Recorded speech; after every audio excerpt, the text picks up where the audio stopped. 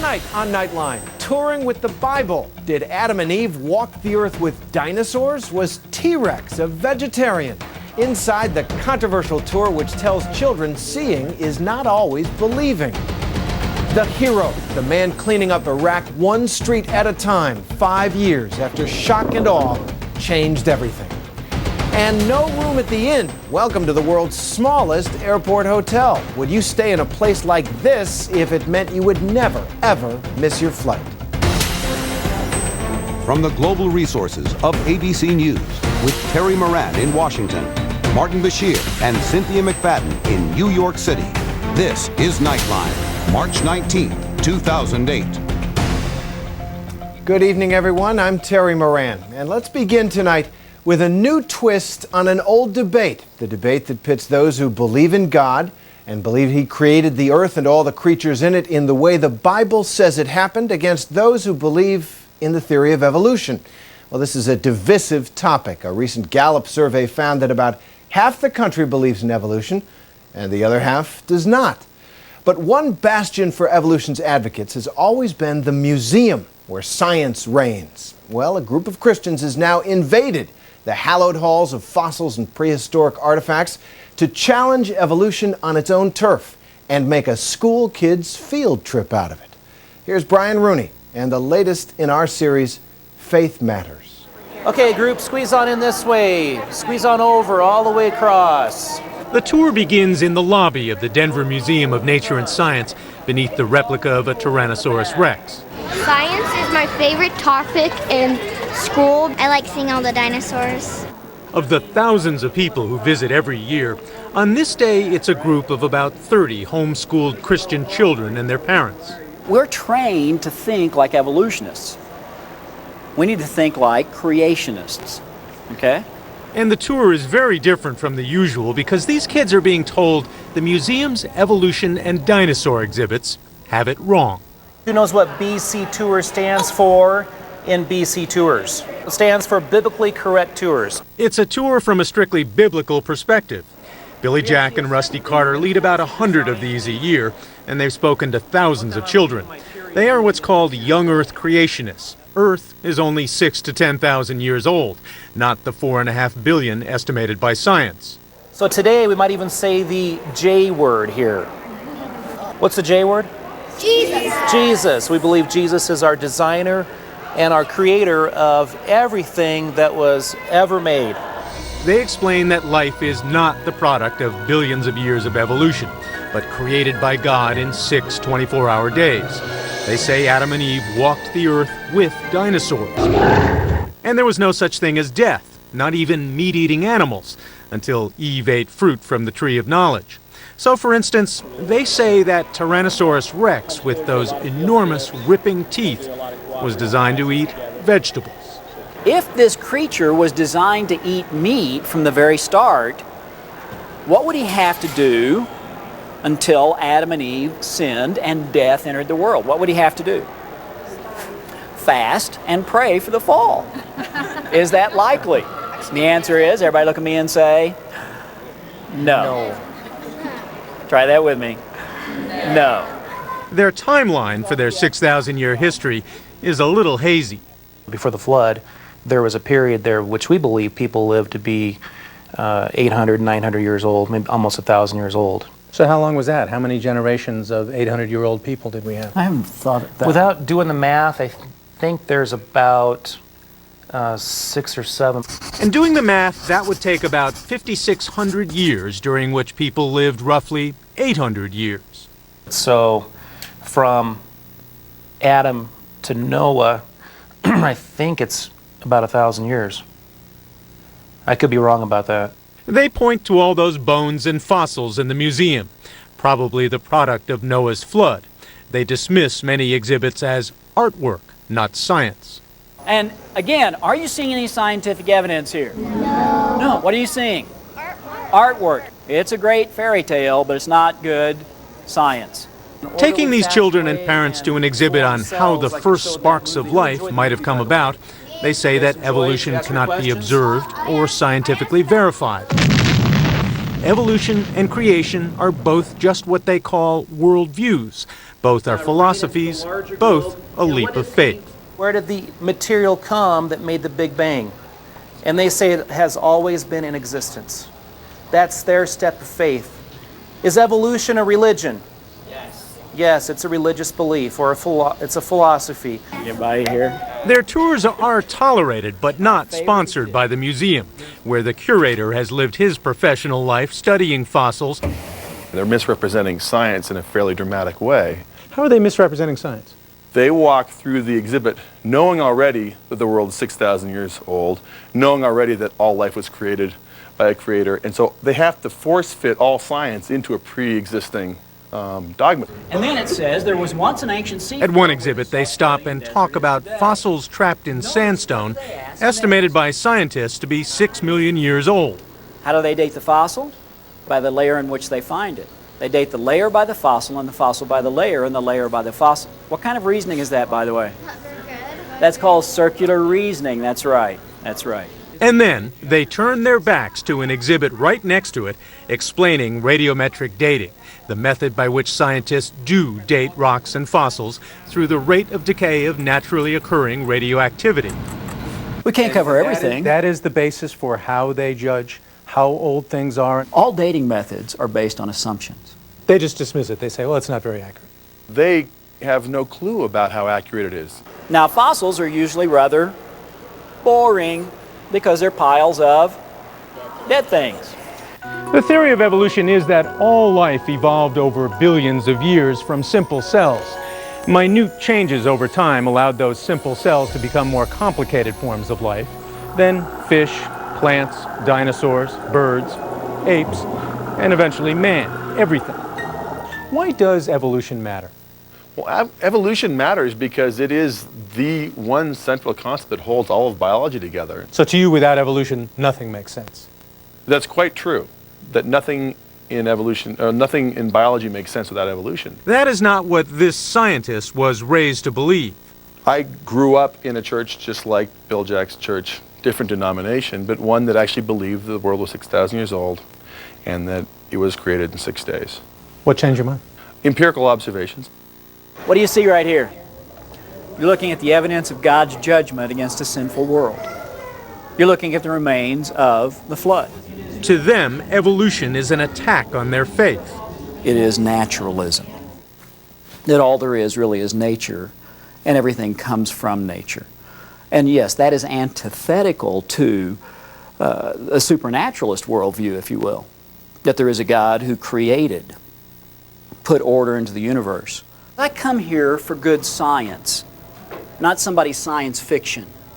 I come here for facts, not somebody's fantasy. This is a fairy tale. How do they know your teeth evolved from scales? You've got to ask that question. How do you know? Everybody try that with me? How do you know? Let's try it again. How do you know? Very well done. Many people who take the tour are looking for reinforcement of what they already believe. We believe strictly in the Bible, what the Bible says, that God created man from his image. God created the earth, and it didn't evolve from a big asteroid. It took bajillions of years. With the amount of damage happening to the earth these days, all the crazy things, it would have fallen apart by now at millions and billions of years. They are presenting a point of view that is diametrically opposed to what you want people to leave with. That's right, but presenting diametrically opposed opinions is a pretty American thing to do. And regardless of what the tour guide is saying, some of those kids are going to start thinking for themselves. Why are human and dinosaur remains not found in the same sedimentary layers? Okay, there are several problems for the creationist. There's no doubt about that. And one would be that we are to think creationally. The tour ends with a prayer. Father, thank you for reminding us that there are ways of looking at the world that are biblical. And that's the thing about the biblical view. It doesn't have to be explained by science. I've chosen to believe the God of the Bible. Now, the evolutionist has chosen not to believe the God of the Bible. So we've chosen to believe. They're both matters of faith. And to them, science that does not support their faith is not good science. How do we know that God made birds to be birds? It's in the Bible. It says it in the Bible. This is Brian Rooney for Nightline in Denver. So the four of us started a stock trading club. We all opened accounts on E-Trade. It's like a book club, only competitive. But one day Ron bailed. Grass is always greener thing. What a tool. Then his new site went down right when he needed it. So we wanted back in. I voted no. Oh, we let him back in. But made him grow that dirt squirrel as a punishment. Don't be mad at elegance. What a tool. Ranked #1 for reliability and responsiveness. There are 1,000 new accounts a day at E-Trade.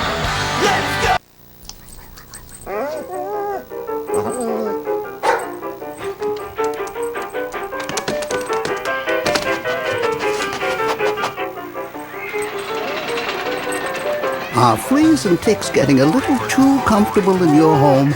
To stop today's pests, try today's new generation of control, Promeris. Fleas and ticks have never seen anything like this. Make sure the party's over at your house. Ask your veterinarian for something new, Promeris. Thinking about your nasal allergy symptoms? Only Nasonex is clinically proven to treat and help prevent most seasonal nasal allergy symptoms. And Nasonex is prescribed by allergists more than any other nasal allergy spray. And it was used by more than 6 million people last year. What is the nasal spray you should ask your doctor about? Nasonex. Well, you already knew that. Side effects were generally mild and included headache, viral infection, sore throat, nosebleeds, and coughing. Ask your doctor if Nasonex is the one for you. An all-new Lost, Thursday at 9/8 Central on ABC. They're the girls next door, fulfilling fantasies for cash from New York penthouses. There's more power if you have a very high rate. To the dark streets. You can't be soft, you can't be sweet. Diane Sawyer reporting, Prostitution in America. Working Girls Speak, Friday night.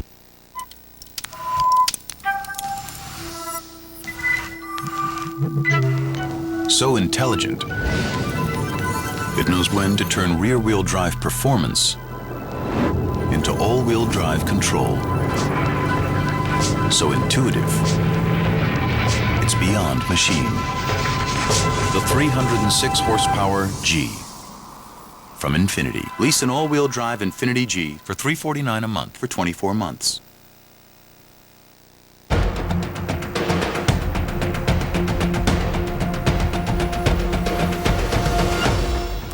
Five years ago tonight, President Bush took the nation to war in Iraq. Today, he marked that anniversary with a vehement defense of his decision. And he pointed to an undeniable fact. Life has gotten better for most Iraqis recently. According to a new poll conducted by ABC News and several other news organizations, most Iraqis say they feel safer than they did last August, the last time the poll was conducted. But now only about half of Iraqis polled say it was right for the U.S. to invade their country. So the surge has tamped down violence a bit. But it took more than that. In one war-torn part of Baghdad, a courageous Iraqi doctor risked his life to save his neighborhood. Terry McCarthy has his story for the ABC News ongoing series, Where Things Stand.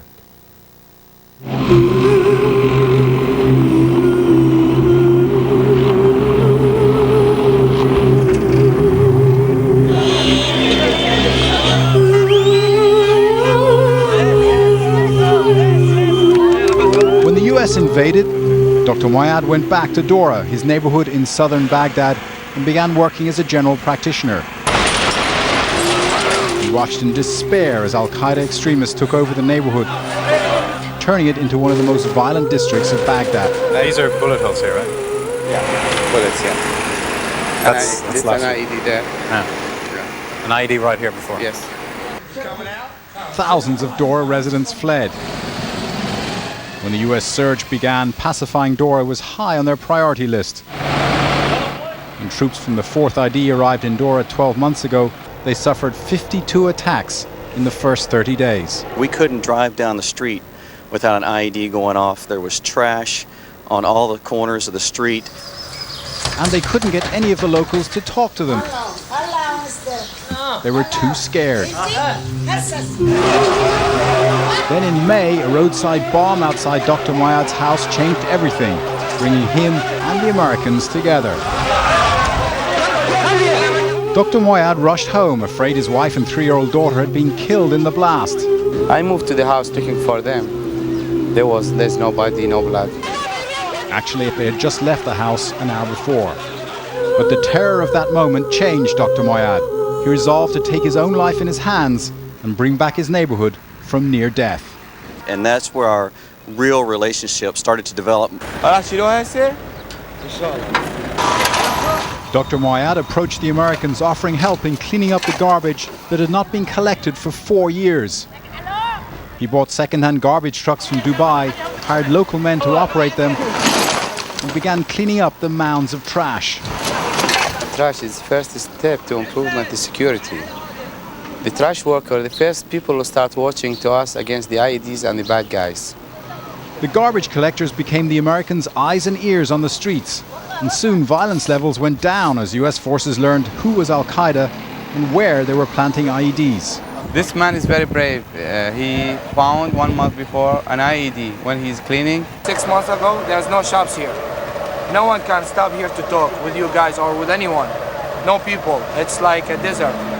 But now you can see the change now. There was a sewage bypass project that he did. He put in new sidewalks for us. He also put in new street lights for us. Did that out of his own money. In a recent ABC poll, more Iraqis complained about economic and social problems than about violence. 68% said they had no clean water. 88% said they didn't have enough electricity. Dr. Moyad put in generators, cleaned out sewers, and he even got the local bakery to employ boys whose parents had died in the war. They are orphans. These are all orphans? Yeah. Oh, really? And that's why they're working here? Hello. Today, Dr. Moyad is something of a local hero in Dora. He directly employs 1,600 people. On the street, everyone knows him. As we spent time with Dr. Moyad, we realized that while most Iraqis really wanted peace, very few were prepared to take a chance. He was one of the few that stepped forward and took a risk. And now his actions have had a cascading effect. This neighborhood is particularly peaceful. It's even safe enough for us to walk around here after dark. In the early days, Dr. Moyad was in constant danger of assassination by extremists. He feels safer now Al-Qaeda has been pushed out of Dora, but nothing is certain. Life is risk, always risk. But you have to work forward, and work hard to reach what you want. The Americans from the 4th ID are very protective of him. His personal courage is a remarkable trait about him. He works closely with us. He's a friend, more than anything, really. When you see the people take care of their gardens, their homes, that means everything is good. Dr. Moyad's work is difficult and still very dangerous. In a way, his aim has stayed the same since he first qualified as a doctor, to help the community around him and, come what may, keep its heart beating. For Nightline, I'm Terry McCarthy in Dora, southern Baghdad. A remarkable and brave man. And our series Where Things Stand continues tomorrow on Good Morning America and World News. And as always, you can find all of our reporting at abcnews.com. Well, when we come back, sweet escape, taking the sting out of air travel with a very small idea and a sign of the times. For more video and articles from the Nightline team, visit Nightline online at abcnews.com, where you can also see our free daily webcast. Yeah, I mean, sure. I love helping folks save money on car insurance, but I also love supporting wildlife conservation. I'm teaming up with the Association of Zoos and Aquariums. I mean, that's why I'm here, really. I'm going to be making the rounds at a whole bunch of zoos. Hello? And I guess we're done talking? Well, that's that then, isn't it? Don't you even want to know where I'll be? Geico. 15 minutes could save you 15% or more on car insurance. Creamy family favorite, it always comes out right. Show them your festive side, make something special tonight. Campbell's green bean casserole, possibilities. Discover Black Silk from Folgers. With bold, rich flavor that's exceptionally smooth. Wake up to Black Silk. Okay, here's the question. Who has lower blood pressure, happily married couples or social singles? The answer and how your marital status could really affect your health will surprise you tomorrow on Good Morning America. We saved a bunch of money at Matplat. Dad said we got a better car for less money. Mom was really happy. My dog likes it too. We even saved enough to get ice cream on the way home. This saving money thing is all right. Saving money is child's play at Matplat Suzuki. On sale right now, the Suzuki XL7 Limited for just $299 a month. That's with leather, 7-passenger seating, moonroof, and navigation. And with your XL7, $500 in free gas. Get to Matplat Suzuki today. It's Raymore and Flanagan's Spring Preview. Come in, see the bold new looks for the season. Textures and patterns borrowed from nature with splashes of color to freshen up your home. Find your unique style today with sale prices throughout the store. Interest-free till 2011. Delivered in 3 days or less. Raymore and Flanagan's Spring Preview. It's going on right now. Don't miss it.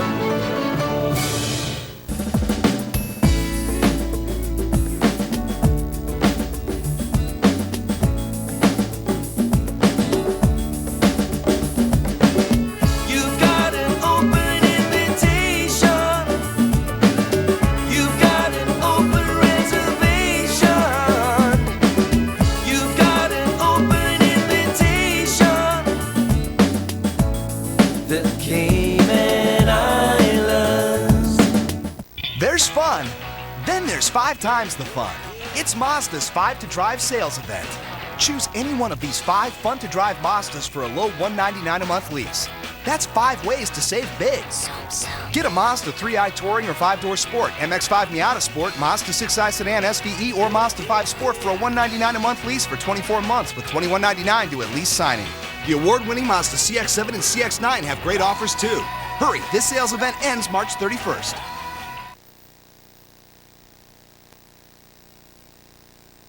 Tomorrow, these brave young men have remarkable stories of survival. Physically, I'm doing really good. I feel wonderful. Bob Woodruff reports Iraq, 5 years later. See how they're doing now, tomorrow, on World News with Charles Gibson. Nightline continues from Washington with Terry Moran. For those of us tired of braving the crowds and long waits and chaos that seem to have become part of the air travel experience these days, help may be on the way. A little haven of tranquility right inside the departure lounge. Well, little may be an understatement. It's been called the world's smallest airport hotel, the first of its kind up and running at Heathrow Airport in London. Its founder says it's the iPod of the hotel industry. And senior foreign correspondent Jim Sciutto sees a sign of the times in it. These days, air travel is, well, there is a word for it. It's hell. So how about a place to escape it? Now, there's nothing new about a hotel that's at the airport, but this is a hotel that's literally inside it. You have the bar here, there's a video arcade, there's a cafe, and the public toilets, as well as my home for the night. I know, as if you'd want to spend more time at the airport, but this is for those few hours in between flights or during endless flight delays. Welcome to Yotel, purveyor of the world's smallest hotel room. Walking down the hall, it reminds me of one of those old-fashioned railway sleeper cars, but the inspiration is actually the first-class cabins of modern-day airplanes. There are 32 rooms like this crammed into a really tiny place, and so that people can sleep, there is a lot of soundproofing. The idea, says the founder, is to bring the first-class luxury of 37,000 feet down to ground level. It's luxury for everybody. It's the $50 first-class seat, is what it is. It's a $50 first-class seat, exactly. That's right, a room costs as little as $50. And since they're rented out by the hour, they can cost even less. This is the entire room. And this is actually a luxury room meant for 2 people. But for me, it's going to be my accommodation for the night. There's actually no place to put your suitcase. The same people who designed the first-class cabins on airlines designed this room. I think you can notice some of the feel here, the fake wood, everything kind of crammed into as small a space as possible. Power outlets, there's an internet connection, there's also Wi-Fi here. There's no space wasted whatsoever. And that leaves enough space for, apparently,